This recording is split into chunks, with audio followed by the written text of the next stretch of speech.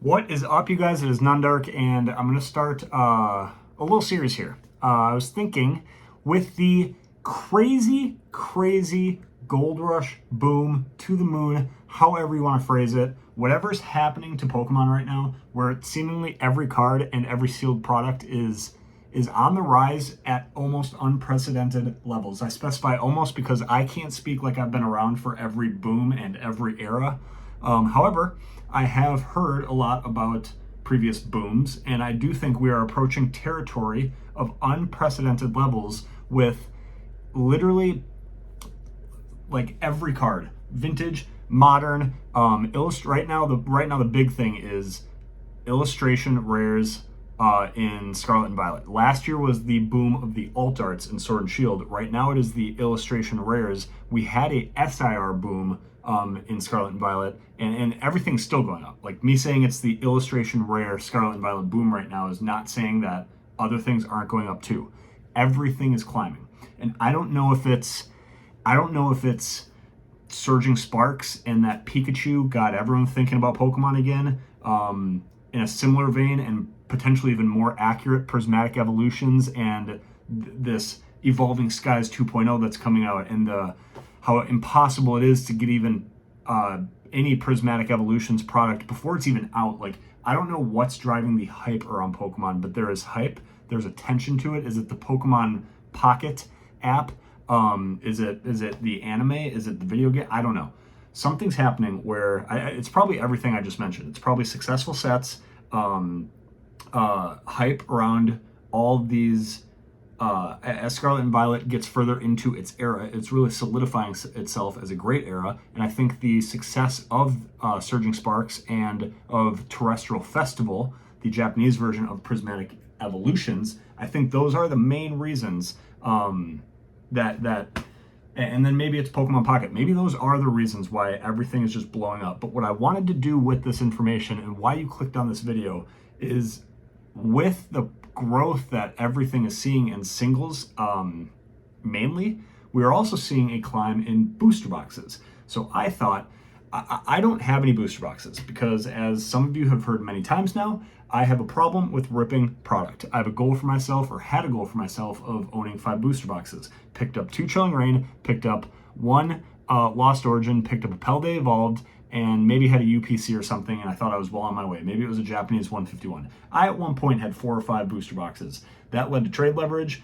Buddy brings over a crazy PSA 10 slab that I trade for a Lost Origin booster box. We have a couple pops, and feel a little lucky, and that turns into ripping a box. Like, one way or another, I am out of booster boxes, and I do a very poor job of keeping them sealed, and that's okay. Yes, would I like one shelf to be dedicated to my favorite sets, sealed booster boxes? Yes, and I do think I'm going to make that a 2025 a goal, and I'm going to try to hit it this year. But I don't have any in my collection right now, so that got me wondering, if I wanted to get one booster box of every Sword and Shield set and every Scarlet and Violet set, what would that run me? What would that cost me? And so what I'm going to show on the screen right now is, we're going to start with Sword and Shield. So what you see in green are specialty sets. Those only have ETBs. They have other ancillary products, yes, but in terms of booster boxes and ETBs, the two real main kind of displayable products and staple products of every set, the ones in green are specialty sets. Those did not have and do not have booster boxes. They only have ETBs. This is going to be a 2-part series, where next it's going to be, what if I wanted, these are all ripped open, what if I wanted to undo and redo my shelves and get a bunch of sealed Elite Trainer boxes from every set in Sword and Shield and Scarlet Violet? That's going to be next. So right now we're going to focus on booster boxes. If you don't see a price and it's in green, that is just letting you know that that set exists. We all know it does, but it doesn't have a booster box. So to get one booster box from every set, we're going to start with Sword and Shield base. Sword and Shield base right now is running, look at these prices, you guys, $332 for Sword and Shield base, a set that doesn't even have many singles that are synonymous with the era. It is not a set that is talked about often, but it started the era, and that is important. Honestly, I'm trying to think of other things about Sword and Shield base, what it introduced into the game. and I picked up the hobby in Scarlet and Violet. So I don't even know the answer to that. That's a YouTube quest for you guys, or please let me know in the comments. Again, we in the Nundart community still gotta find a name for all of us. I pride myself on passion and authenticity and transparency. And right now I'm going to be transparently authentic that I don't know a lot about Sword and Shield base. I do at one point, I have purchased these Sword and Shield base Elite Trainer boxes. I don't know a lot about what was introduced from Sun and Moon to Sword and Shield, and that's obviously like where you get the new rarity types. Scarlet and Violet base, for instance, introduced illustration rares, special illustration rares. I don't know what that equivalent was in Sword and Shield. Maybe it was V, maybe it was V-Star cards. Maybe it was alt arts. But Sword and Shield base, 332. We're going to stop the rambling. We're going to start to fly through these. Darkness Ablaze dips heavily to $175. Vivid Voltage, surprisingly, so I didn't expect Darkness Ablaze to be expensive. And I'm pretty aware of most of these prices. They are climbing, and some of them did surprise me at how much they've climbed, especially since I owned a few of them previously. But I didn't expect Darkness Ablaze to be high. Vivid Voltage, though, I know it only has the Rainbow Chonkachu and maybe a couple other cards. It is not a card that is, or a set that is like coveted at the time. At the time of it dropping, it was Surging Sparks 1.0. It shut things down. It was peak COVID. It was scalping galore. It was, oh my gosh, we all got to get the Rainbow Pikachu, and Pokemon was at like a boom like it is right now. So when it came out, Vivid Voltage was absolute madness. Now, not so much. However, the ETB and the booster boxes do center around Pikachu, and they remind me a little bit about like Fusion Strike centering around Mew and around Gengar. It's just not even in the ballpark. It's $161. That shocked me that it was lower than Darkness Ablaze. Then you have, so obviously Rebel Clash Champions Path and Shining Fates are specialty sets. They don't have booster boxes, like I said. We get down to Battle Styles. That is only $144. You do have the Sleepy T-Tar and a couple other alt arts, but that is $144, an extremely affordable at this point in time Sword and Shield box. Then you start to get into some of the big boys. Chilling Reign, one of mine, if not my favorite set out of Sword and Shield, the one I've opened the most booster boxes of, packs of, have the most cards from, is $318. And that's where we start to ramp up the price. Then you get into the only booster box in the Sword and Shield era that has 4 digits to it. That is Evolving Skies. Is Prismatic Evolution going to rival that price point from an ETB standpoint? Maybe. Slash kind of already is. But it does not have a booster box. So Evolving Skies, $1,105, making up a large part, like almost a third of the total of the entire era. Then you get into Fusion Strike. This is the one that took the recent climb that everyone's talking about. It went from a $250 box to let's just double the price overnight and go straight to $484. Brilliant Stars, $253. Now we're starting to get into, so there was Alt Arts and Fusion Strike, the Gengar, obviously is the most known one, but Brilliant Stars is when we get into the Trainer Gallery sets, I believe. Brilliant Stars, Astro Radiance, Lost Origin, and Silver Tempest were the 4 Trainer Gallery sets, I think. Again, correct me if I'm wrong in the comments. But Brilliant Stars, $253. Astro Radiance, $208. Then we have Pokemon Go specialty set. And again, Celebrations I didn't mention because it's a specialty set. We get into Lost Origin, $361. So of the 4 Trainer Gallery sets, the market, the people, the public are wanting Lost Origin more than anything. And then Silver Tempest just actually took a big spike from kind of the 160, 170 range that it was living at for a while after it sold out on Pokemon Center to now 239. So all 4 of those Trainer Gallery sets are in the 240 to like kind of 350 range. 250 to 350, you can kind of probably find all 4 of the Trainer Gallery sets. Now, Lost Origin is the most expensive Trainer Gallery set, and Chilling Reign is the most expensive earlier Sword and Shield set, other than Evolving Skies, with Evolving Skies just taking the cake for the #1 box in Sword and Shield. And that brings us down to Crown Zenith, which doesn't have a booster box. So if I wanted all of the 4, 5, 11, looks like there are 11 booster boxes that you can purchase from the Sword and Shield era. That is $3,780. So take a mental picture of this. We're about to get right into Scarlet and Violet. $3,780. Scarlet and Violet.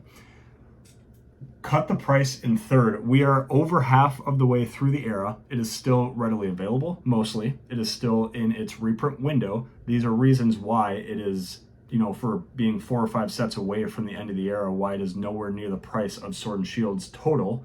That is because it's in its reprint window. It is still readily available, mostly. Yes, it's hard to find some of these boxes, Surging Sparks, for instance, but you can find them. So that's why the prices won't rival Sword and Shields yet, but I can tell you these prices, for how new some of these sets are rivaling or surpassing where Sword and Shield was at that time, and that is the boom that we are in. So, Scarlet and Violet base, $137. This is probably the most affordable play right now to pick up none of the like Sun and Moon base, X and Y base, Sword and Shield base. Scarlet and Violet base, I think, is going to follow suit in someday being a $300-400 box, just because it started the era, the infamous illustration rare, special illustration rare, textured card era that is Scarlet and Violet. So there will never be another Scarlet and Violet base. So even though nobody really likes it, but it's starting to pick up some heat, right? The Drowsy card is climbing. The Routes, the Kialta, the Gardevoir. Cards are climbing in Scarlet and Violet base. Make no mistake about it. But it is still not the most popular set by far in Scarlet and Violet. But 137, if you want to grab cheap boxes right now that will do well over time, but you're willing to wait, Scarlet and Violet. Paldea Evolved, an absolute heater. This was for the longest time $110. Then it made quick, big leaps to $150. People started to catch on that this Magikarp is crazy. The set as a whole has 36 illustration rares, 12 of which are over $10. Your opportunity to pull cards that are worth something and that you want are super high in this set. Pull rates had not yet tanked. The quantity of cards you are looking for is high. You're not just going for that one chase card. You are going for 5 to 10 of them. It is crazy. It's an awesome set. People are catching on. Now it's $196. Take note of that. Obsidian Flames on the rise. Beautiful artwork. Just the hit rates are way too favorable. But that is $157 now. 151 is a specialty set. Paradox Rift, $141. That is right in the sweet spot. Very good set that is getting some love. It's like an $800 to $900 master set right now. And a lot of good IRs. Kind of reminds me of Paldea Evolved and a lot of people. Paldea Fates is a specialty set. That's actually the only time in these two eras, other than Vivid Voltage separating Champion's Path and Shining Fates, this is the only time where we have only one main series set between two specialty sets. So you get through Paldea Fates, you're on to Temporal Forces for $155. A lot of cool cards in that one. With the introduction of ancient versus future variants of cards, and you have the legendary dogs, like the Walking Wake and the Raging Bolt, that is the #1 card in the set. But yeah, that's a great set. Twilight Masquerade, $176. You can kind of pretty quickly start to see that every Scarlet and Violet booster box right now is somewhere between like $140 and $200, right? Every single one, no matter how you slice it. You get through Shroud Fable specialty set. Now you're in a Stellar Crown, $150 on the nose. And then something changed. Might have been the mascot of Pokemon, Pikachu, being a coveted SAR that everyone wants. That's $500. And then the next one being mascot 2.0 of Pokemon, the Eevee. So you have Surging Sparks at $245 a booster box. That is because there are 2 cards that outweigh the cost of a booster box, or abouts thereof, with the Latias SIR and the Pikachu SIR. When you have 2 chase cards and then 4 or 5 cards that are somewhere in the ballpark of $80 to $150, you will have an expensive box, especially when it is centered around Pikachu, and there are 4 variants of Pikachu, and it is a dragon-based, Pikachu-based set. It is a home run. You can still find it, but somehow this went from $130 on release day, or at least at my LGS, to like $180, $190. Fine, might grab one, might have some fun, to now $245. Yeah, right. Just instead of getting 2 booster boxes, go buy the Pikachu. So it's absolutely crazy. That is helping the $1,357, $1,357 is probably a better way to phrase that. Total value of every booster box printed to date in the Scarlet and Violet era. That last one, Surging Sparks, is helping that out a lot. Surging Sparks right now and Paldea Evolved are driving the cost of the Scarlet and Violet era and keeping it very, very healthy early on, right? It's late in the era, mid to late in the era, but it is early on in terms of reprint windows and these sets kind of being not antiques, but like modern vintage, where, you know, you look back and you get a Sword and Shield base booster box. It's like literally it feels vintage at this point, with just how many sets Pokemon pumps out. So it's just cool to see where we're at. We're going to continue to do this as I think at the release of each set, maybe, or maybe after the Scarlet and Violet era ends, we'll do a health check on if you want to complete a booster box collection from these two eras. At the completion of the Scarlet and Violet era, how have these prices changed? What would that run you? But what I want to get across to you guys is it was $3,700 if you want a booster box from every set in Sword and Shield. And that drops to $2,600 if you just want to take Evolving Skies out of that. And then if you want to be up to date on Scarlet and Violet, that is around $1,350. So for $1,350, you can have the 8 booster boxes printed to date for the Scarlet and Violet era. Next, we're going to get into ETBs, and that's going to be fun because guess what? There's an ETB for every set. There's no more of these green lines. We're doing like 25 ETBs, and the ones that are specialty sets are way more expensive. Why? Because it's the only way to get that set. There is no booster box. You don't have the choice. You get an ETB. So they will be more expensive because when those are out, there's no other product. There's no other way to get your hands on that set. So that just tends to happen. So hopefully this was fun for you guys, a very visual, quick way for you to see what it would run you if you wanted to increase your booster box collection by getting 1 per, right? This is not a video for the people who are going to buy 100 of these or invest super heavily into one set. Now it can help those people outline sets to go for, right? What we showed is that Paldea Evolved and Surging Sparks are clearly hot in the streets and might be worth investing into a couple cases of, or 10 cases. If you are a big wig seal collector, what I just went through can still help pave a roadmap of what you should be looking at and either cheap entry points that are bound to grow or what's currently hot in the market. I think it still says that, but really the reason I just did 1 booster box per is my type of collecting is still for my personal collection goals. And that would be to display 1 sealed booster box from every set to be able to tell the story of Pokemon. So that's where we're at. Use this information how you'd like. I pulled all this from TCG Player, and again, ETBs are next. Most importantly, if you don't want to buy a booster box ever, and you just, if you clicked on this for me somehow, thank you. And if you're a subscriber, thank you. Or if you just wanted to flood your brain with useless knowledge and hear someone in a unbuttoned Pokemon jersey talk about Pokemon, I appreciate you. Above all that, be a good person, tell someone you love them. Nundark will catch you. That's tough. I just used third person. For any of you who still somehow made it to the end of this video, that's tough. It's tough. I'm sorry you had to hear it. Yeah, be a good person, tell someone you love them. We'll catch you in the next one. Nundark out. Peace.